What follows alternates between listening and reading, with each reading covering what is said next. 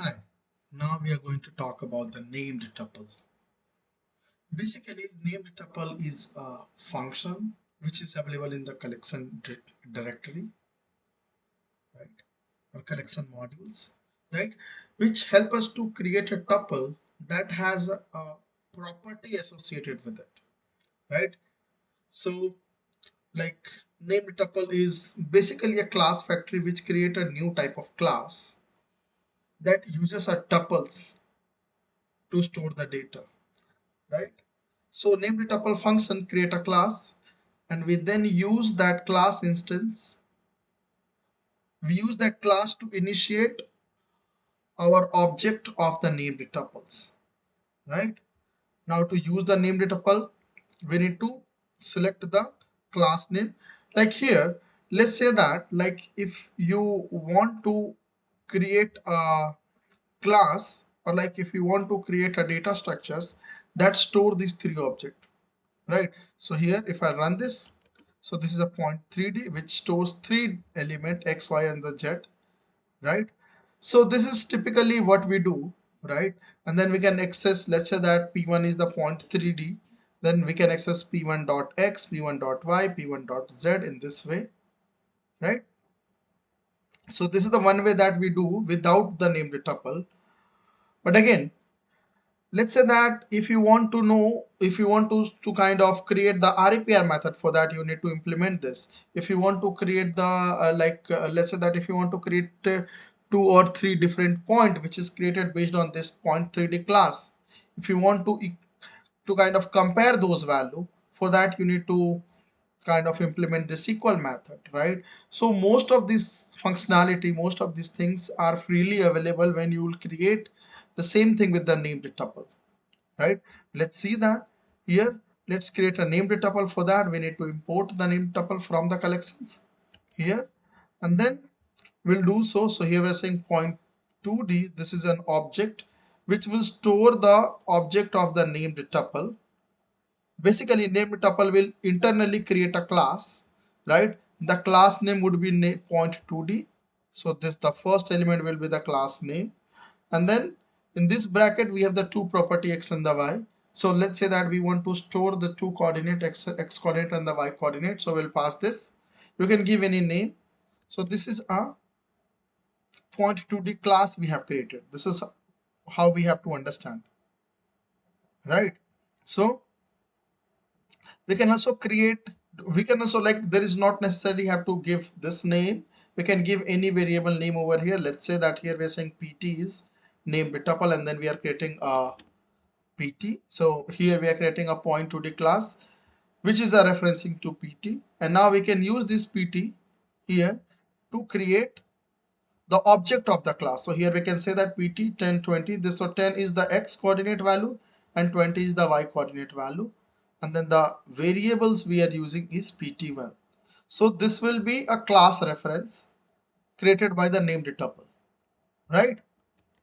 And then we can see pt1. Here we can see that we have this point 1. Let me just refresh this. So if I'll say this, here we're getting point 2D. So which is a, so pt1 is the object of point 2D, and it has two property x and the y, and this point 2D we have created because we have given the name here as a point 2D. If we'll give any different name, that different name class will be created, right?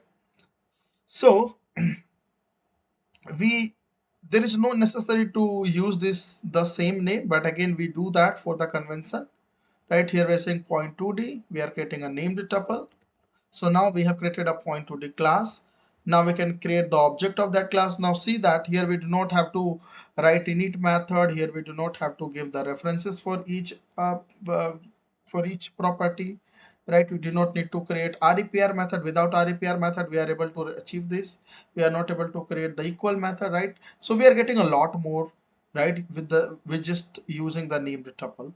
Right here we are saying point 1 is point 2D, point 1 is this, right? So here we have created a point 2D object, point 1, right? And now this is not different than this, right? We can also do this. Point 3 is point 3D, we can do this. pt3 is point 3D, right? We have defined this class over here, I've defined this class, and now we can say pt3, and then we are saying 10, 20, and 30, and then we have created a point 3, right? So but again here you see the RAPR method, like you see the like how we are kind of depicting the name of this point, right? So the RAPR method is not implemented, and because of that we are getting this value over here, right? We can check the type of point 3D. So type of point 3D, here we are not using the class, it will be type, right? Type of point 2D will also be a type, right? So it belongs to the type class.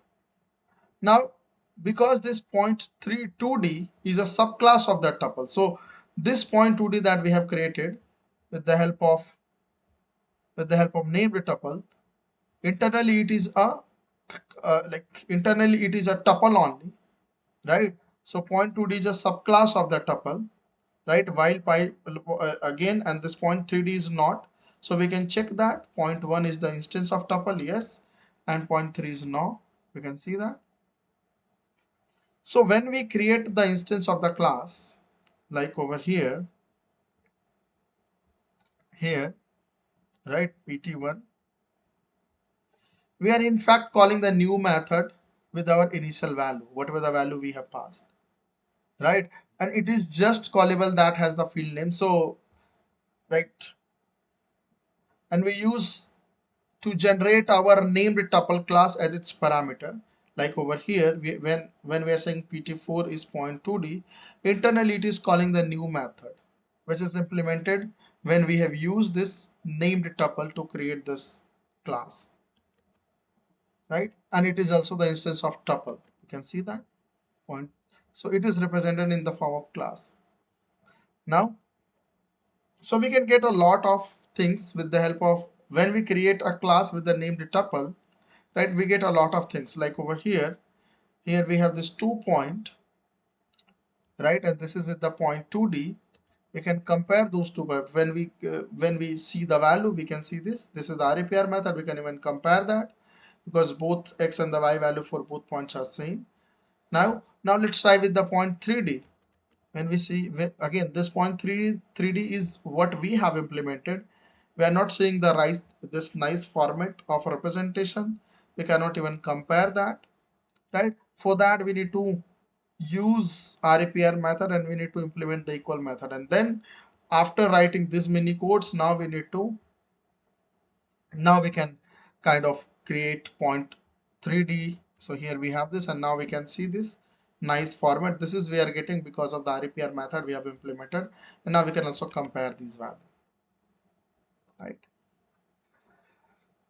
Now we can even find the maximum value. We can even find the maximum value out of all the 3 points, like sorry, all the 2 points. Here we have this pt4, 20, and 10. If you want to check the maximum of these, so here we're saying max of pt 2d1.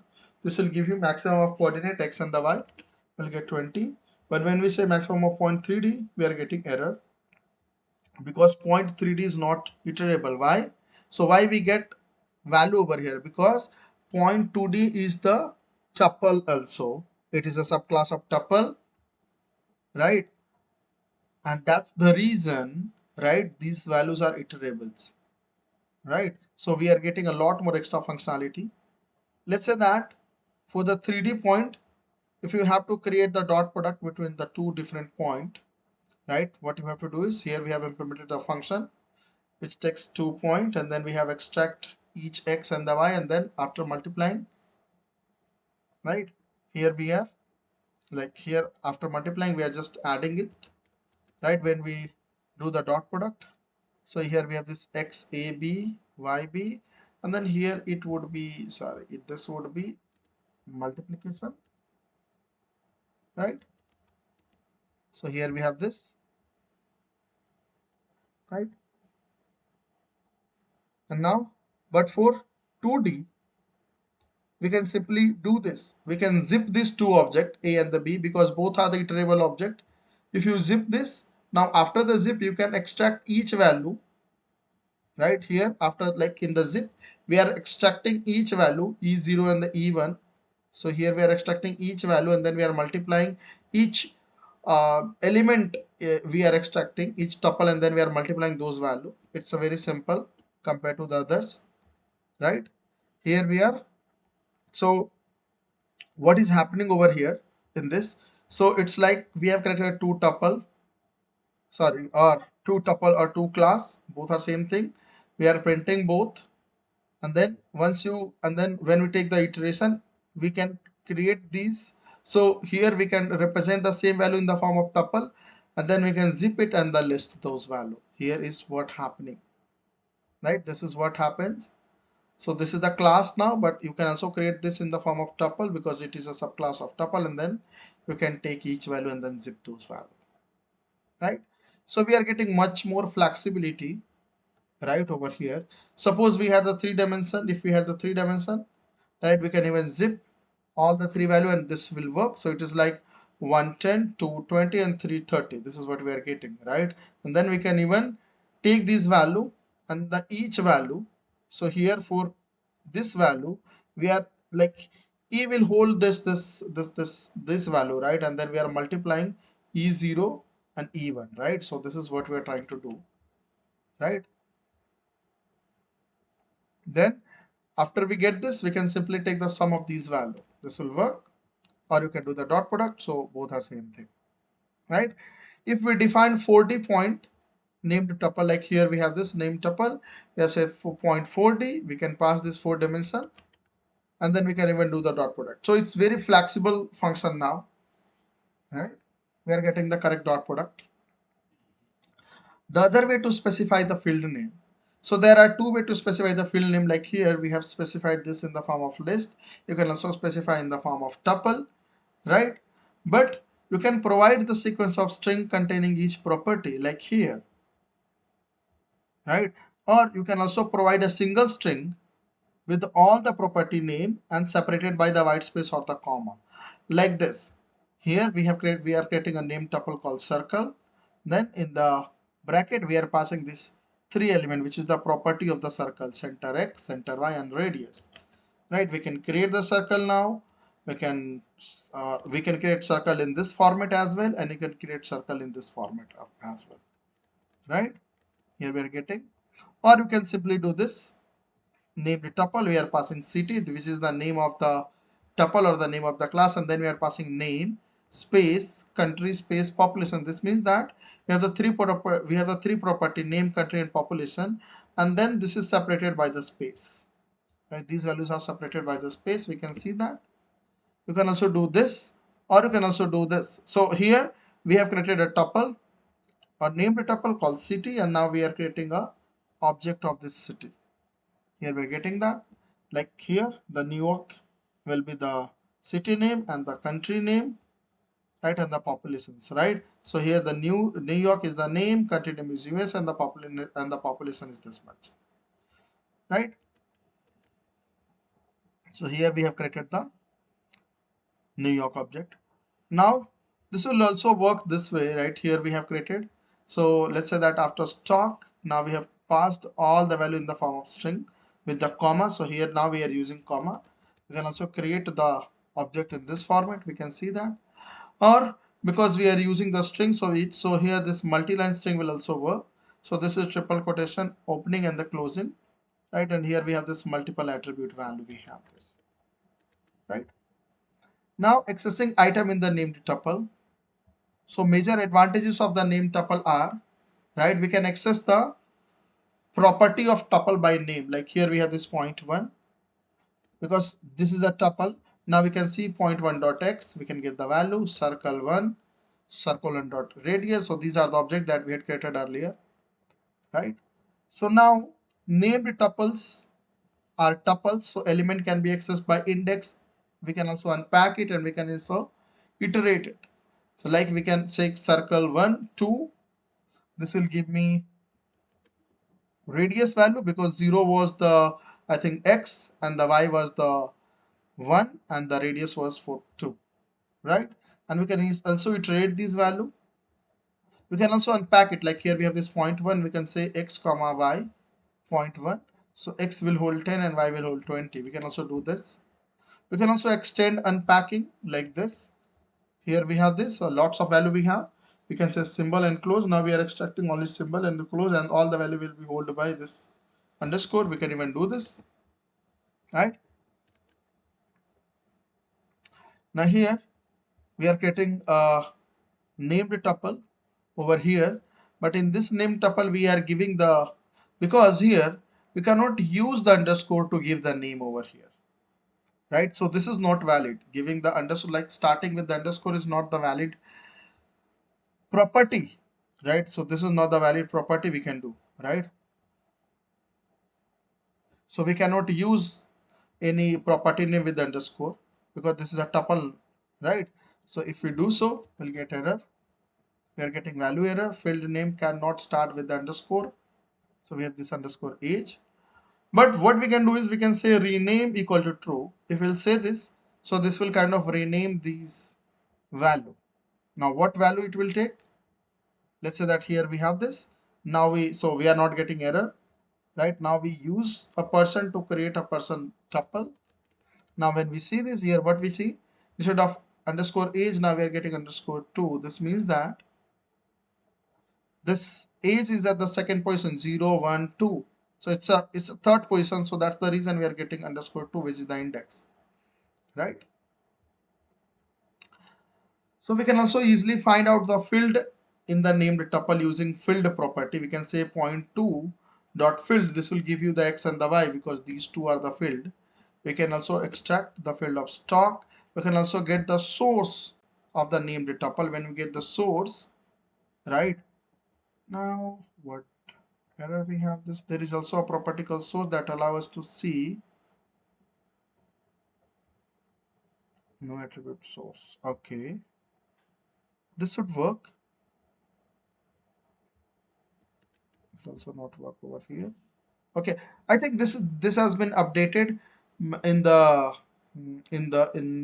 maybe this is the update in the newer version of the Python that you cannot extract the source, right? But now if you want, you can convert this into the form of dictionary. You can convert this entire tuple in the form of dictionary. Here is what we are doing, right? We are converting with this as a dict to convert this into the form of dictionary. Let's see which value we have this. So we'll say this help of person. We'll get this class person built in. We can see this is how we have created, right? And then we have this method get new repr as dict get replace return a new person. Now we have the replace method, but we do not have the source method. That has been replaced, I guess, right? Now we have this make a new person object from the sequence. We have this new method, right? We have these are the attributes, right? And these are the free method that we are getting because of the tuple, right? Can you see this? Can you see this? This is the method inherited from the built-in tuples. These are the method we can do count, index, and all those property, right? And yeah, that's it with the named tuple. Thank you very much.